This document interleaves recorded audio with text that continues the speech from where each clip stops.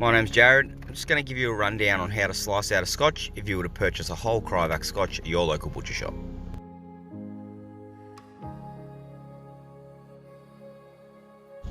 So the first thing you're going to want to do is cut it out of its bag. Now obviously, depending on what sort of scotch you've got is going to be dependent on whether it's going to have a soaker pad in there or not. But if it doesn't, it's going to have a little bit more excess blood, and you will need to pad that dry with paper towel, tea towel, face washer, whatever you've got. It doesn't really matter, just as long as you get rid of that excess blood so it doesn't slip and slide around on your bench. So what I like to do here is I just like to go over this back piece of muscle on the scotch, which is called the chain, and I'll just make sure that I'm removing any excess fat, any little bone fragments or chips, and any bark that's been left on when the boning process occurred. Now by all means, if you're at home, leave that on. It doesn't have to come off, it just improves the quality of the steak. By taking it off, you're also getting a little bit of scraps that you can either chuck into some homemade sausages, or you can give it to your pets, whether it be dog or cat. Also, if you are doing this at home, just try and take little bits off at a time. You want to avoid cutting into that meat too much. So if you're not real confident with the knife, just take little tiny bits at a time off until you've gotten back to the muscle and you've removed that fat and sinew.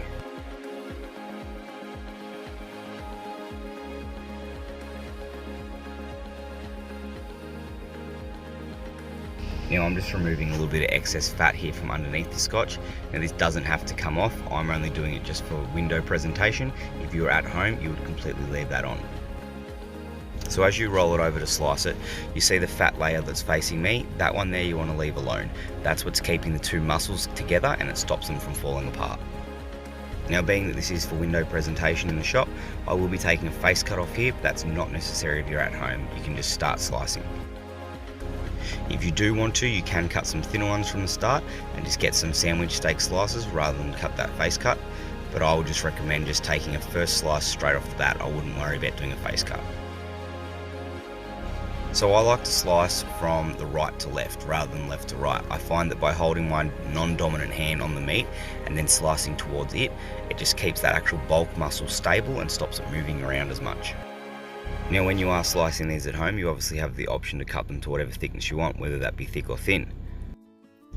I would recommend when you get close to the end here, just spacing out your last few steaks just to ensure you know how many steaks you're going to get out of it. That will avoid you having one or two steaks that are different size to the rest, and that will all be nice and uniform.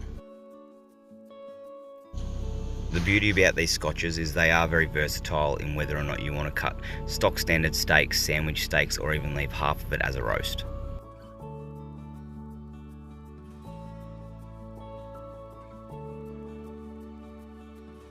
A scotch is definitely a great option to buy as a whole piece and slice yourself. You can see that there's very minimal wastage and it's very simple to slice out in comparison to other steaks.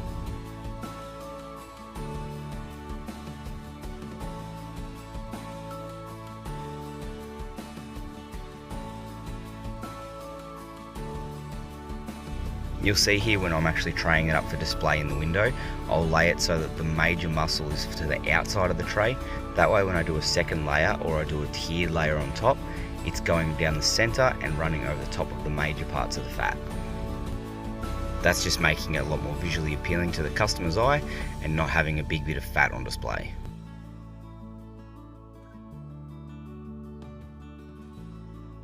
Thanks for watching. Hopefully this gives you a bit of a handy hint if you want to purchase a scotch in your local butcher shop and slice it at home.